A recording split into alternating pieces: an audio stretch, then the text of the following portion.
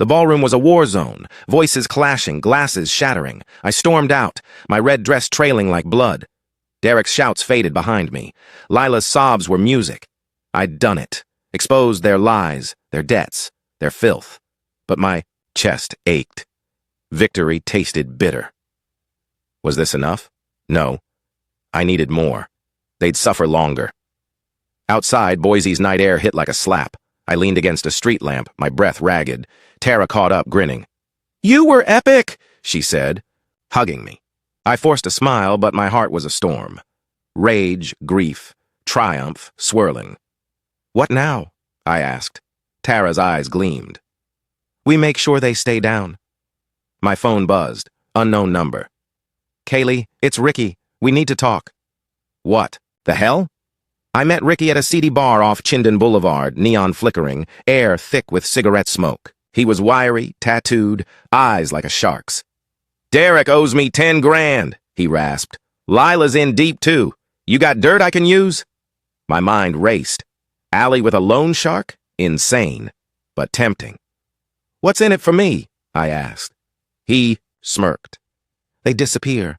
You're free." I swallowed hard. Deal. Back home, Derek was gone. His closet, empty. A note on the counter. "You win. I'm sorry." "Sorry?" "Too late, asshole." I poured his fancy bourbon down the drain, laughing. My phone pinged. Tara. "Lila's fired. Greg saw the slideshow, flipped out." Good. But Ricky's words echoed. Disappear? My stomach twisted. Was I a villain now? No. They'd made me this. The next morning I walked into the office, head high. Colleagues stared, some whispering, others nodding respect. Greg called me in. "Kaylee, that was unorthodox," he said, frowning. "But Lila's gone. You're promoted. Lead strategist." My jaw dropped. Promoted? After that chaos? "Thank you," I stammered, heart pounding. I'd won. Really won. But at what cost? Days later, Tara sent a screenshot. Lila's social media deleted. Derek's too. Rumors swirled. They'd skipped town, dodging Ricky's wrath. I pictured them running, broke, scared. Catharsis hit, sweet and sharp. I was free. Mom called, proud but worried. "You're strong, Kaylee," she said. "Now heal."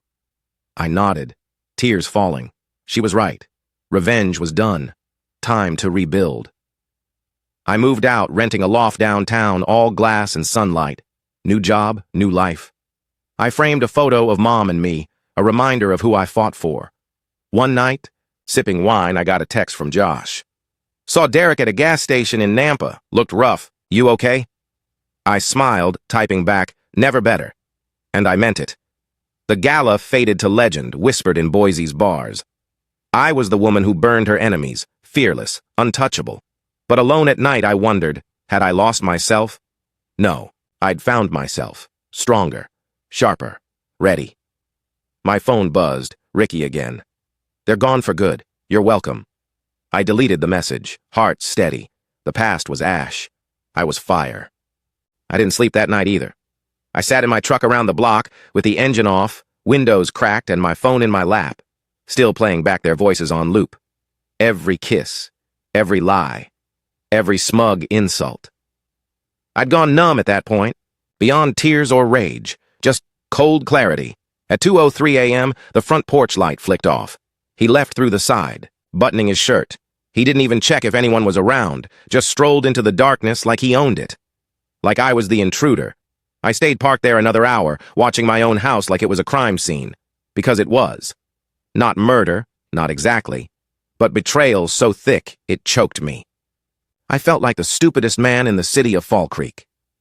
Next morning, she made French toast. Burnt one side. I stared at her across the table, wondering if she noticed I hadn't blinked in 30 seconds. She asked me if I was nervous about the eulogy. I said, "Nah, I've got the perfect ending now." She smiled and poured more coffee. The church was packed. Malcolm had been a former mayor, back when Fall Creek had some dignity left. The crowd came in droves, city council members, old poker buddies, neighbors with casseroles and fake sympathy. I shook hands, nodded, thanked people like a good son-in-law. Lenora wore black but skipped the veil. Her eyes didn't mist, not once, but she posed for photos with her aunt at a funeral. I held my speech tight in my hand, but I never read it. Instead, when I walked up to the pulpit, I slid my phone from my jacket and tapped the screen, connected it to the church's Bluetooth speaker, and hit play. It started, with Vaughn's voice half laughing. He thinks she still loves him. Then her voice. He thinks we're still grieving. Murmurs erupted. The pastor looked like he'd swallowed a bug. A few people gasped. I kept going. One by one, I played short clips. No commentary, just truths. Raw and disgusting. Aunt Barb covered her mouth. Councilman Reyes stood up and left, and Lenora froze. Her face drained of color. She stood slowly, as if she might melt if she moved too fast. I ended the recording with her line. Malcolm was the last obstacle. Then I finally spoke. To those of you who knew Malcolm Claiborne, I'm sorry you had to hear that. But I think he deserved the truth, even in death. I walked off the stage, left the phone playing on a loop. Outside, I lit a cigarette, first one in 8 years. My hands were shaking, but not from guilt, from freedom. Lenora burst through the side exit, heels clicking on the pavement. Are you insane? I took a drag. That was your father's send-off. Classy, huh? She slapped the cigarette out of my mouth. I laughed. You ruined everything, she screamed. Correction, I said. You ruined it.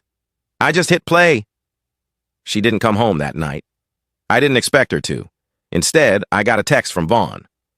You'll regret this, man. You don't know who you're messing with. I laughed so hard, I choked. He was 25 and worked at a sports bar called the Houndstooth. What was I supposed to be afraid of? His cocktail shaker? The next morning, a U-Haul showed up. She was moving out. Didn't even say goodbye. Just had some guy in a skull t-shirt grab her boxes while she kept her sunglasses on like a washed-up soap actress. She thought I'd beg. She thought I'd chase. She had no idea what I was about to do. Because I'd already filed the papers. Divorce. Full disclosure. Infidelity documentation. Digital evidence logged. Transcripts notarized. Everything. But I didn't stop there. I sent her messages to her mother, who still thought I walked on water. To her boss, who had strict policies on personal conduct. And to the HOA president, who just loved small-town drama. I even emailed Vaughn's flirty messages to his girlfriend. Because of course he had one. But the real bomb. The insurance audit. See, Malcolm's life insurance payout had Lenora listed as the sole beneficiary. But guess who reported her text messages and relationship timeline to the fraud division? Guess who's now under review for possible collusion? Guess who froze the $750,000 payout? That's right, the widow. I knew she'd come crawling eventually, but I didn't expect her to show up the next week, barefoot, mascara smeared in the rain. I opened the door. She looked up like she still had a shot. She said, "Can we talk?" I said, "Sure." Then I closed the door and locked it. She didn't knock again. Just stood on my porch like a broken lawn ornament, soaked, shaking, and still waiting for me to pretend I didn't know everything. Eventually, she left. But her stench lingered. Not the physical kind. The emotional residue. The toxicity that clings to your skin even after you shower it off. And I did. 4 times. Scalding water. Still didn't feel clean. By Monday, the buzz had spread. Fall Creek isn't New York. People talk. Especially when the mayor's funeral turns into a live betrayal broadcast. Everyone had an opinion. Some called me a hero. Some said I went too far. Lenora, she went full damage control. Claimed the audio was deep-faked, that I was spiraling from grief. She even posted a black and white photo of her hugging her dad with a long caption about private pain. It got 17 likes. Even her cousin unfollowed her. I didn't expect the bank to call, but they did. Turns out Malcolm had named me executor of his estate. Guess who had full access to every file, asset, and transaction? Me. And guess what I found? Something that made my blood run cold. Not because of what Lenora did, but because of what Malcolm didn't do. He was going broke. Quietly. His mayoral pension had been rerouted, monthly payments withdrawn and transferred, to a charity account registered to a shell company in New Jersey. Guess who opened that account? Vaughn Holtz, alias Vincent H. Lears.dob matched. So did the address. I stared at the paperwork until my coffee went cold. Then I ran the numbers again. $192,000 over 14 months. All rerouted under Malcolm's name, but clearly not for Malcolm. That smug idiot hadn't just been sleeping with my wife. He was bleeding her father dry, and I, idiot of the decade, had mopped up both their messes. Not anymore. I drove straight to Detective Shelley Rowan, tough as nails, wore boots in summer. Had an ex-husband who disappeared voluntarily. No one asked. Dropped the file on her desk and said, "It's fraud, possibly elder abuse. I want this guy buried." She flipped through the pages, expression hardening. With every line, "Where'd you get this?" "I'm executor." And pissed off, she grunted. "Good enough." By Friday, Vaughn was cuffed outside the Houndstooth, face first on the pavement, while 3 patrons filmed him and shouted, "Sugar baby," like it was a chant. I watched it live on my phone, with a whiskey. But here's the twist. That wasn't the part that broke Lenora. It was the inheritance clause. Malcolm's real will wasn't the one she'd seen. He'd updated it 6 months before, his death. Quietly. With his longtime lawyer, Emery Knox, who apparently hated Lenora more than I did. In the new version, the estate bypassed Lenora entirely. Everything went to a trusted party who protected my interests. I now owned the house, his car collection, 2 restored Chevys, his pension, pending fraud reversal, and the remaining assets from the Claiborne family trust. Lenora got 1 €, a literal dollar. The lawyer smirked when he slid the copy across his desk. "Symbolic," he said. "Your father-in-law had a sense of humor." I said, "No, he had revenge." That's when the messages started. "You're destroying me. I can't eat. I miss you. Can we meet, just talk?" Every one of them, deleted, then blocked, then deleted again. But she wasn't done, because she showed up at the Claiborne estate the next morning. In heels this time, makeup pristine, trying to win an Oscar for Repentant Widow. I didn't. Let her in. I didn't speak. I just opened the blinds and showed her what she really lost. The house was gorgeous now, cleaned up. Furniture staged. I'd even fixed the leak in the sunroom she always complained about but never touched. And sitting on the couch beside me, Kara Lang, my high school ex. Back in town after her divorce, smart, real, and 0 tolerance for liars. She looked up from her coffee and waved at Lenora. Lenora's jaw dropped. She started screaming through the glass. I turned up the music. Shania Twain. That don't impress me much. Kara laughed, Lenora cried, and I, finally, felt peace. Then came the explosion. Not literal, but close. Later that week, my mailbox was blown apart. Someone poured gasoline on my front lawn in the shape of a word I can't repeat on here. The Y. Cops said it was probably her. No cameras caught it, but I knew, because 20 minutes later, I got a text, just 1 line. "If I can't have my life back, I'll take yours." And that's when I realized Lenora wasn't done. She was just getting started. And the war? It was about to go nuclear. The cops didn't care. Mailbox blown up, gasoline threats, no prints, no footage, no witnesses, just file a report and we'll monitor the area. Translation, you're on your own, buddy. I installed cameras, floodlights, motion sensors. Barely slept. Every creak of wood made me reach for the bat under my bed. Kara offered to stay over. Said she felt safer with me than in her empty apartment downtown. I didn't argue. I needed backup. She brought her dog. A little mutt named Dingo who barked at shadows but somehow made the silence less terrifying. Then came the court summons. Lenora, v. Claiborne Estate, she was suing me for emotional damages, for undue influence, for theft. She claimed I manipulated Malcolm into changing his will while he was mentally unfit. It was laughable, except it wasn't, because she had a lawyer. A pit bull named Halbridge who specialized in inheritance reversals and didn't care if his clients were dirtbags. Kara and I sat across from them in court. Lenora wore black again, like she was still in mourning, like the fake widow of a man she betrayed for over a year. I wanted to scream. Instead, I smirked. That was my mistake, because that night, everything changed. I came home to broken glass. Someone had shattered the window in the den. Dingo was cowering under the table, shaking like a leaf. The drawer where I kept the case files on Vaughn? Ransacked. All the original documents gone. Only one thing was left on the desk, a sticky note. "You think you've won? Let's play again." That handwriting wasn't Lenora's. Kara and I reviewed the camera footage. Around 2:12 a.m., the feed cut out. Entirely. Just static for 10 minutes. When it resumed, The house was trashed. Not just a break-in, a warning. Vaughn was out on bail. Apparently, his daddy, some real estate developer in Idaho, swooped in and paid 6 figures to get him out. Money talks, even when it lies. So I made a call. To Shelley Rowan. I told her everything. The break-in, the stolen files, the timeline, the threats. She sighed and said, "You ever think about leaving town?" Why? Because if he thinks you're responsible for ruining his payday, and she thinks you're the reason her life's burned down. I finished the sentence for her. I've got nothing to lose. They've got nothing left. And that's when she said something I'll never forget. That's when people are most dangerous. But I didn't run. I fought back. I filed a countersuit. I hired a digital forensics team to recover the emails Lenora deleted from her laptop. Malcolm's nurse, Viola, agreed to testify, said she saw Lenora and Vaughn shouting at Malcolm weeks before he died. And the kicker? The night Malcolm collapsed? He had a bruised rib. Medical records buried in the hospital file said, consistent with blunt force. Lenora had told me he slipped in the shower, but the photos said otherwise. Court date, September 14th. 2 weeks away, and I wasn't sleeping. Neither was Kara. Because 3 days before the hearing, someone followed her home. She called me, panicked. He was in a red SUV, Idaho plates. I think it was Vaughn.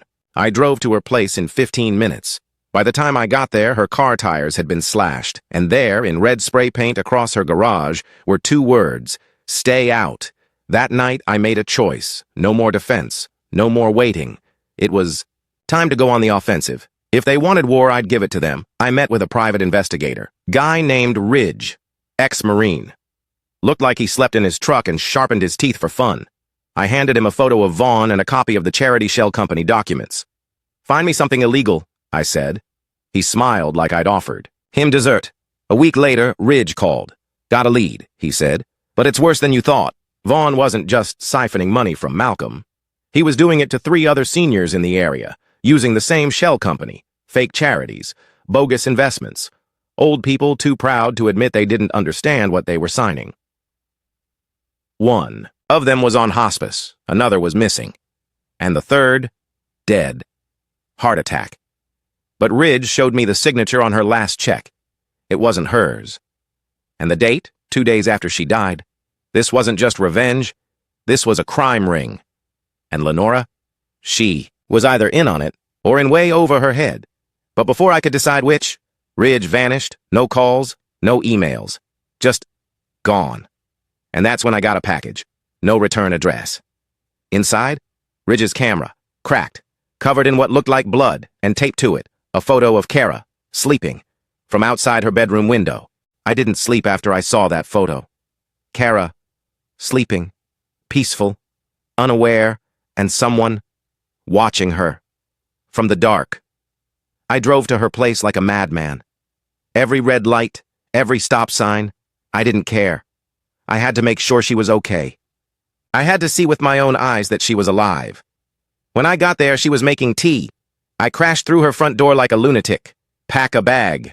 Now, she blinked at me. What? Why? I handed her the photo.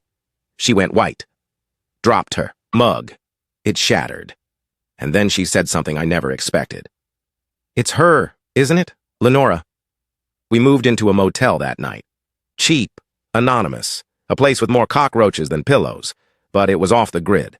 I bought a burner phone, paid in cash. We rotated cars, switched routes, looked over our shoulders every damn second. Kara stopped going to work. I stopped going. To court meetings in person. We were ghosts in our own lives, and every morning I asked myself, what the hell are we still doing here? But I couldn't run, because Ridge was gone, because 3 seniors were dead, missing, or worse, and because Lenora was walking around in designer heels like she hadn't sold her soul to the devil in exchange for a penthouse and a Rolex. She had to pay. Not just for me, not just for Kara, but for every person Vaughn conned. Every lie they crafted together, because I no longer believed she was innocent. And then came the court day. I almost didn't go. Kara begged me to skip it. "Let it go," she whispered. "Just walk away." But I couldn't. She came with me anyway. We arrived in a rented car, dark glasses, hats. You'd think we were in a mob movie. Lenora was already there, smirking. Vaughn, too, wearing a charcoal suit and the expression of a man who believed the world. Was his toy store, and we were just defective dolls. I had one card left to play. I stood up, gave my statement, laid it out in brutal detail, the emails, the forgeries, the gaslighting, the threats, the break-ins, the missing PI, the dead widow, and then I dropped the bomb. I have copies, I said, of the charity fraud, of the shell companies, of Vaughn's falsified signatures, and then I pointed directly at Vaughn. And if I disappear, or Kara gets hurt, or another senior dies mysteriously, the documents go public, automatically, with names. The room froze. Judge's jaw clenched. Lenora turned to Vaughn. Her mask cracked. You said he had nothing. That's when everything exploded. Vaughn snapped. He lunged over the table. At me, courtroom deputies tackled him midair, but not before he got a punch in. Right in my jaw. My ears rang. Blood in my mouth. I heard Kara scream. Papers flew. Lenora backed away like she didn't know him. Too late. Too damn late. He was arrested. Again. Held without bail this time. The judge declared an emergency injunction. Froze all assets. The charity accounts. Lenora's trust. Everything. Lenora tried to play victim. Said Vaughn manipulated her. That she was just in love. But the emails said otherwise. And the video I leaked to the DA? Of her laughing with Vaughn over champagne as they joked about Malcolm finally shutting up forever, it went viral in 12 hours. But that night was the worst of my life. Kara and I returned to the motel. Room trashed, everything gone. Dingo, missing, and on the mirror, red lipstick. Still watching.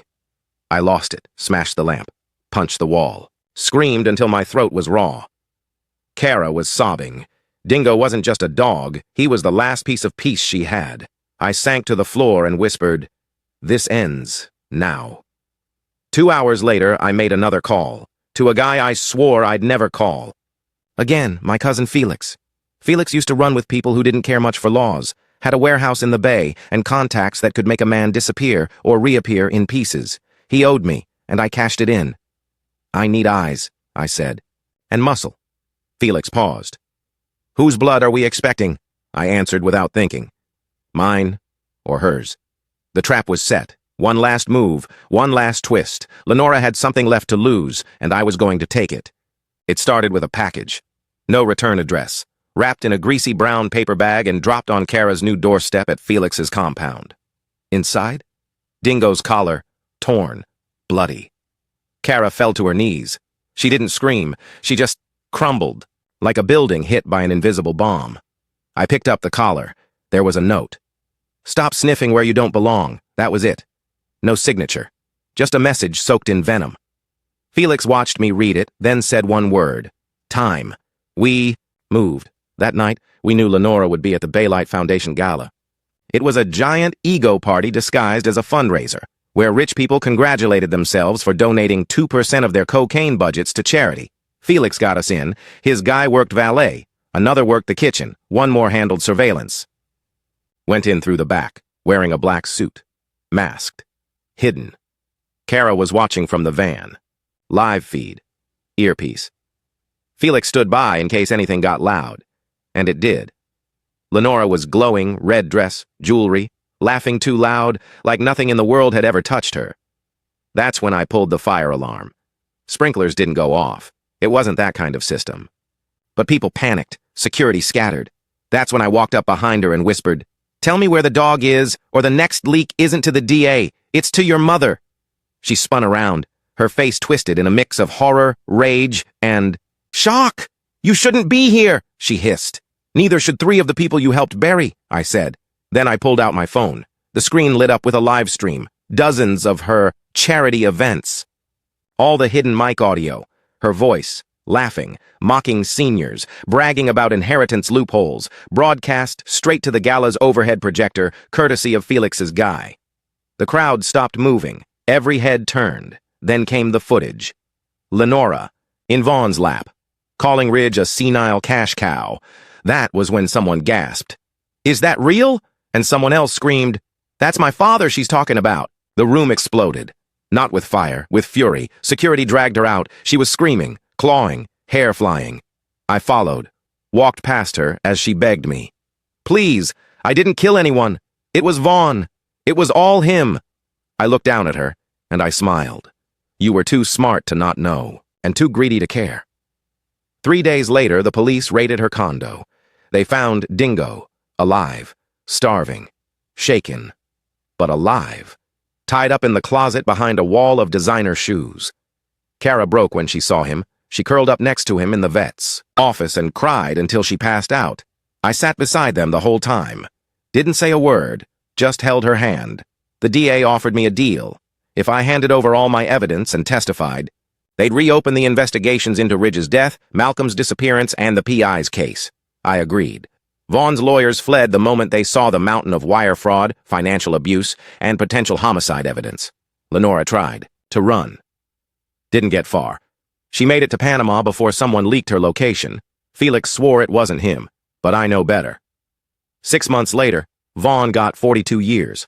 Lenora got 18. Turns out one of their shell companies had been laundering money through fake hospice care. The irony? They billed the government for caring for people they had literally buried. Kara and I, we left. Not just the city, the state. Started fresh in Nevada. Open desert. New names. Quiet lives. She went back to teaching. I opened a repair shop. Dingo? He's got his own couch. But sometimes, late at night, I still hear the sound of Malcolm's voice in my dreams, telling me to keep digging, keep fighting, keep burning it down. And every year, on the anniversary of Ridge's death, I leave 3 things at his grave: a red rose, a photo of Dingo, and a note. It says, "She won't hurt anyone ever again." Then I walk away, because some ghosts deserve peace, and some people don't. And here it is, the finale of today's story. Did everything turn out as you imagined, or did it end unexpectedly? I'd love to hear what you think. Leave your thoughts in the comments below, and let's dive into the discussion together. If this story kept you in suspense, don't forget to give it a thumbs up. And if you haven't signed up yet, what are you waiting for? This is your chance to join an incredible community where exciting new stories unfold every day. Click the subscribe button and turn on notifications to stay up to date. Thanks for your attention, and see you on your new adventures.